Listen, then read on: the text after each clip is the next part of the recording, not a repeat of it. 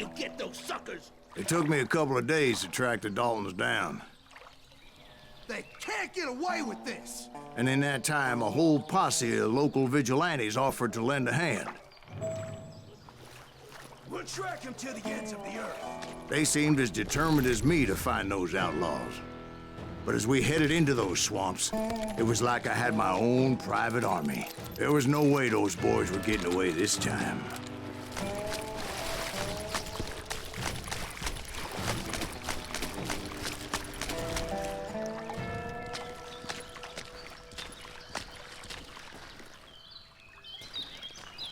It was early fall, right?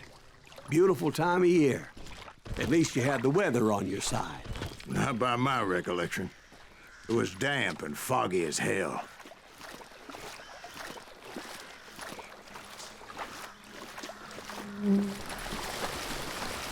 It was tough to stay on a true course, so we kept an eye out for landmarks. It was autumn. The maple trees were in full color, red as blood.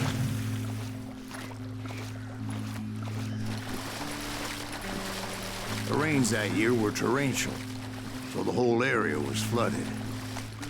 The vigilantes had spread out wide, and pretty soon I couldn't see anybody. Bury them in the swamp! Put them where they stand! Except for some bitches ahead of me wanting to do me harm, so I had to face them alone.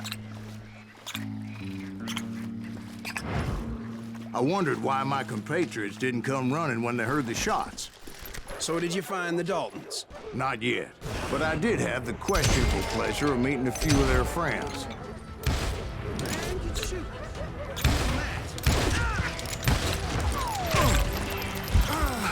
The boys had established quite a reputation by that time, so they attracted all manner of riffraff to their cause.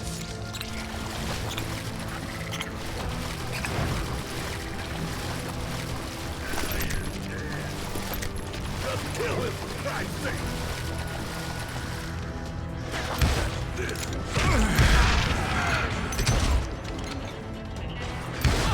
Point being, I was under serious attack.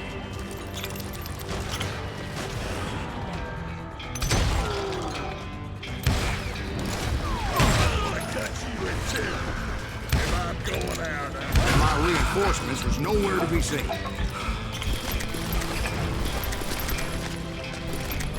Bury him in the swamp!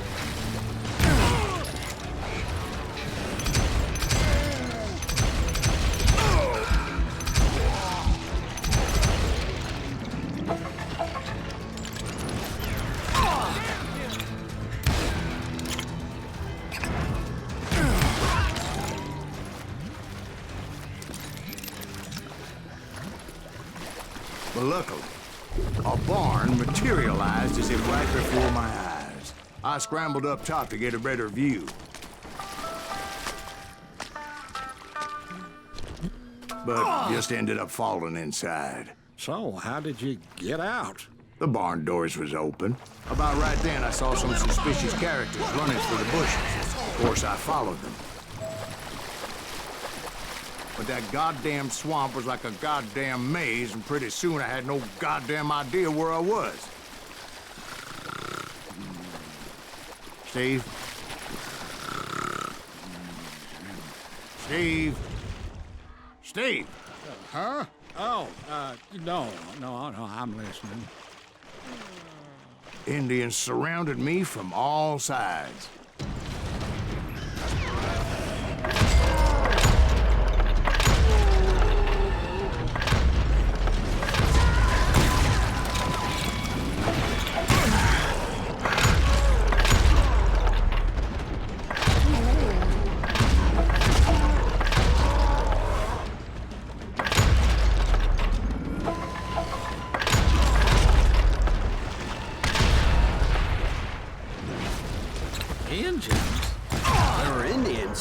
No. I just wanted to make sure Steve was paying attention. Now, where was I? You were following the Daltons through a swamp?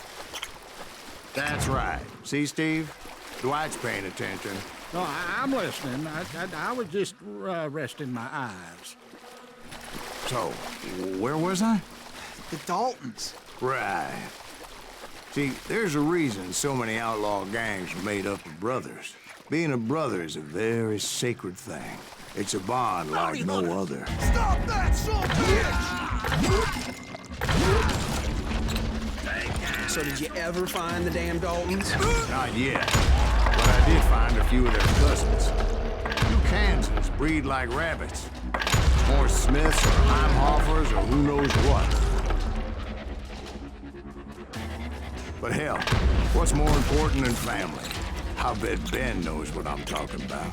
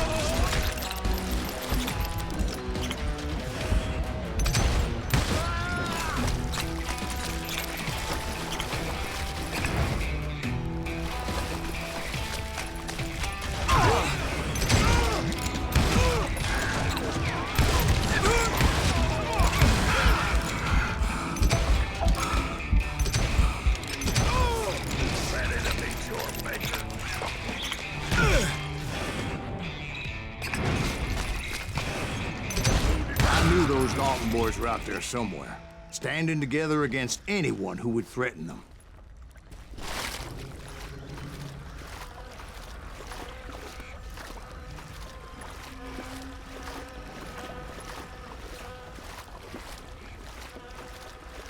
And that's when I saw it. A goddamn steamboat. A steamboat in a swamp?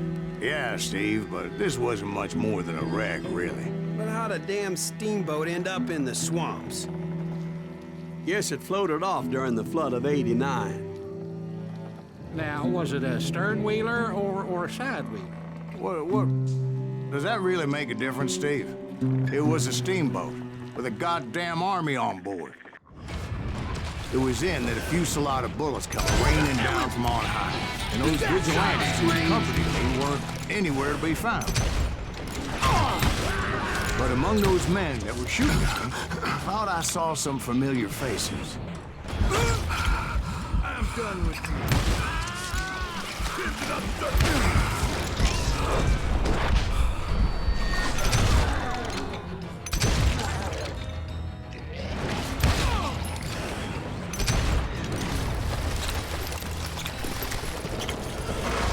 Somewhere up there, the Daltons were waiting on me.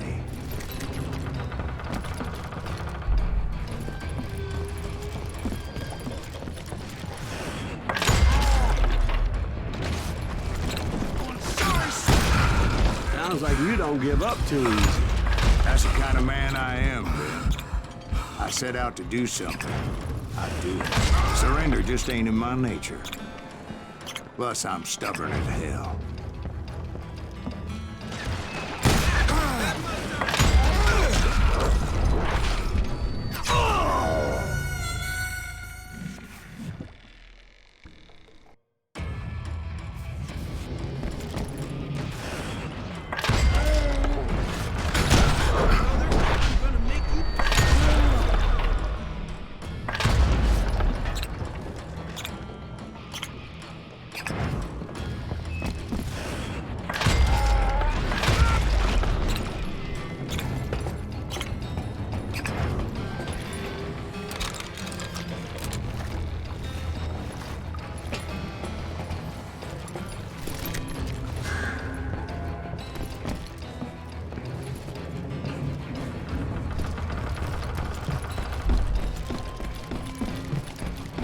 Right about then, much to my relief, the vigilantes finally arrived.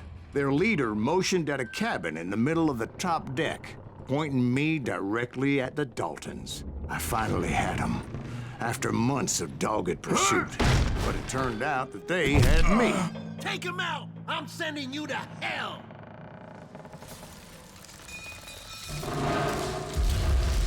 The Daltons had played me like a fiddle.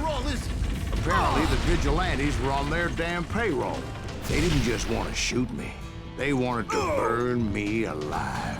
But finding my way out of a burning labyrinth proved to be quite a challenge. It was a riverboat, right? I mean, it's not like it was a goddamn ocean liner. Oh, yeah, but I was in a Did you fight. hear about that ship that's gonna launch next year? Largest one in the world. You're talking about the Titanic. If you ask me, it's too blessed to. I don't think it'll even float. So anyway, Don't be stupid, Steve. They know what they're doing. They say that the Titanic is unsinkable. oh God. But getting back to that steamboat, how'd you get off it, Mr. Greaves? I took in a lot of smoke that day, so I admit my recollection might be a bit hazy. But somehow I managed to finally disembark. I was coughing up smoke and pretty damn pissed. I was done playing games with those boys. It was time to settle this once and for all.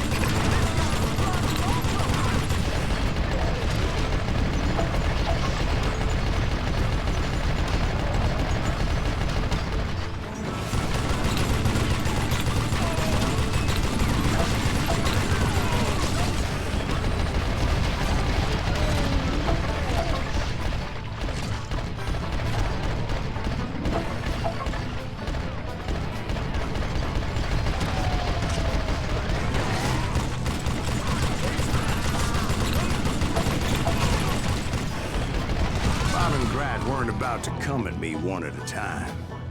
They were in this together. Two brothers side by side, determined to take me down. Confident that this time the odds were on their side.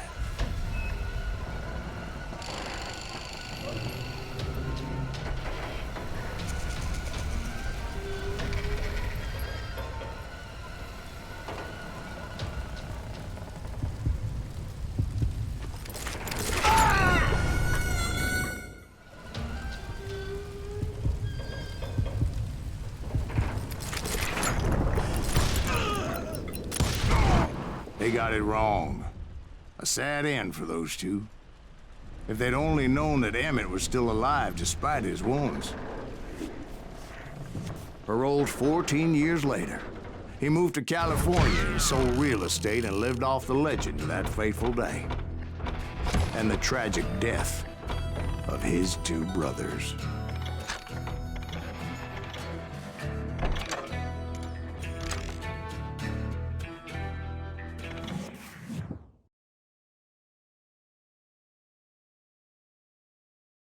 My own brothers died tragically as well, truth be told.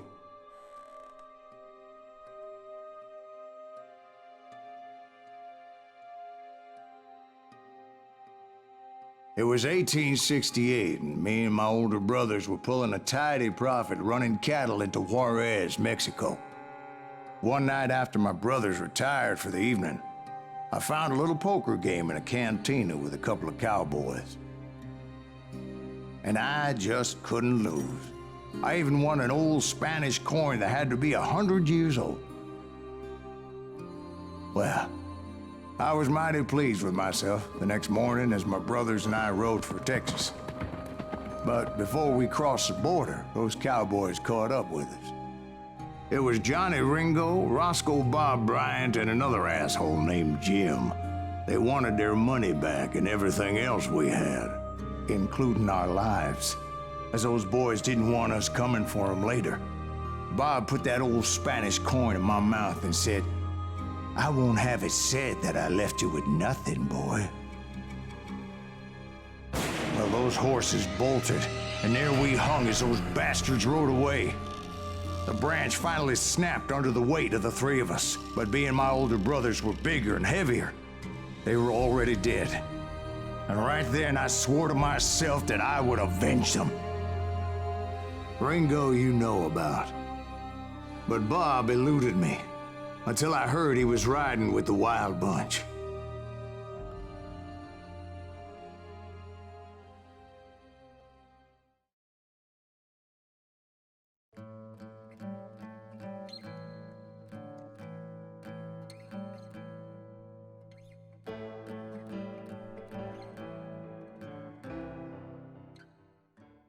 I'd been on their trail for months, ever since they left their hideout in the Bighorn Mountains. Led by Butch Cassidy, they were a loose association of outlaws who robbed banks and trains from Colorado to Montana. Among them was the Sundance Kid, and that murderous hombre I was tracking, Roscoe Bob Bryant. Were you a part of that giant Pinkerton posse after the Wild Bunch? No, boy. A circus like that would have slowed me down. Besides, I wanted Bryant all to myself. I'd heard about a large shipment of gold being transported to Wilcox, Wyoming on the Overland Flyer. They blew the bridge with the intention of forcing the train to stop. Well, I assumed the Wild Bunch was likely in the still intact part of the train high above. I was determined to make that sumbitch Bob pay for what he did to my brothers.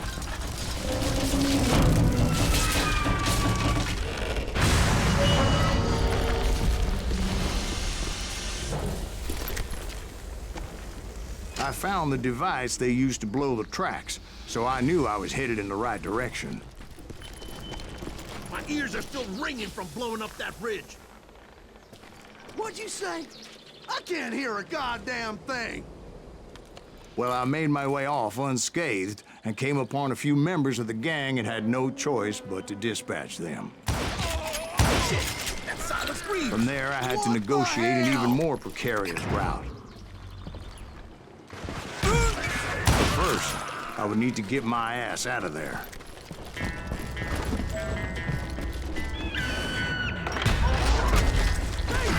I jumped from the frying pan into the fire as the train was clearly fixing to fall. I had found the gang, but in order to find old Bob, I needed to fight my way forward past a whole passel of desperados.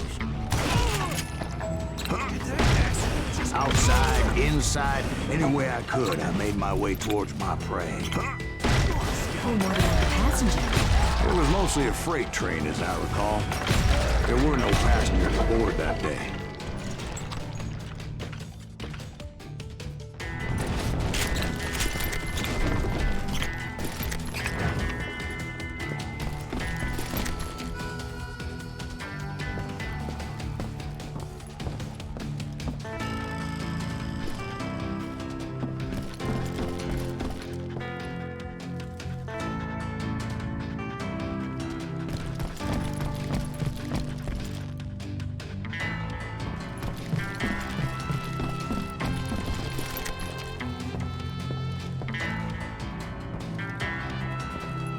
As I mentioned before, I am not fond of heights.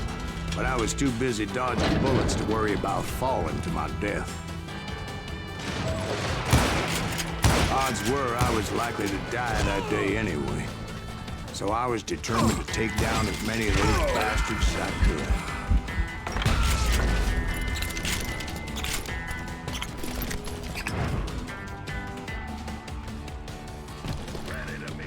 At times, it was like shooting ducks in a shooting gallery.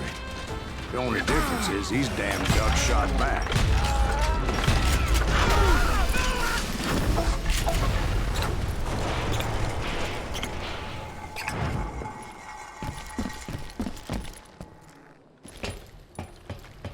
I kept hoping the law would show up and give me a You hand. mean like that giant Pinkerton posse that I read about? Did they come riding in, guns a-blazing to help?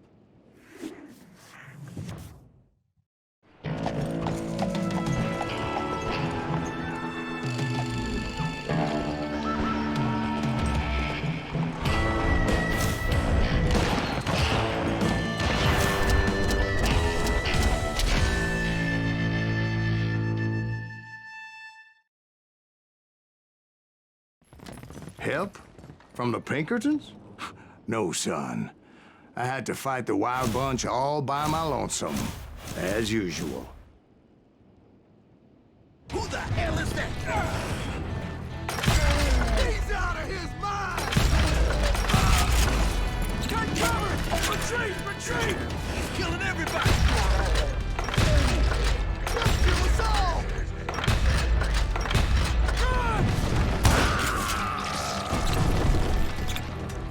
Run!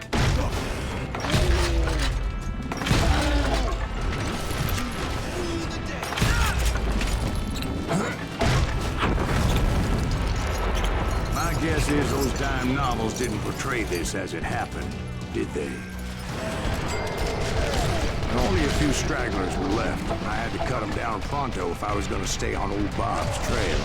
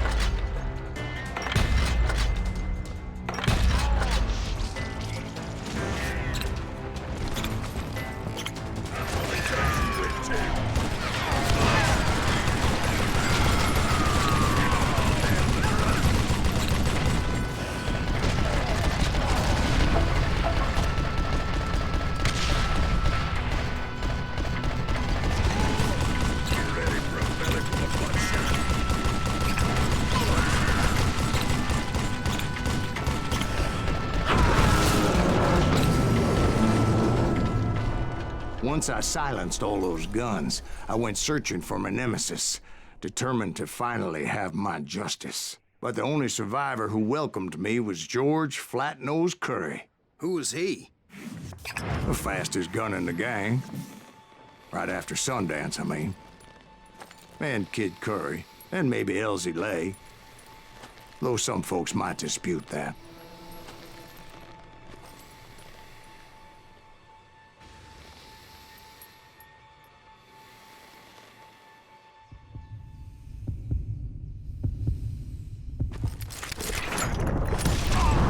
On that very same day, Butch Cassidy and the Sundance Kid decided to leave the Wild Bunch behind and decamped for South America.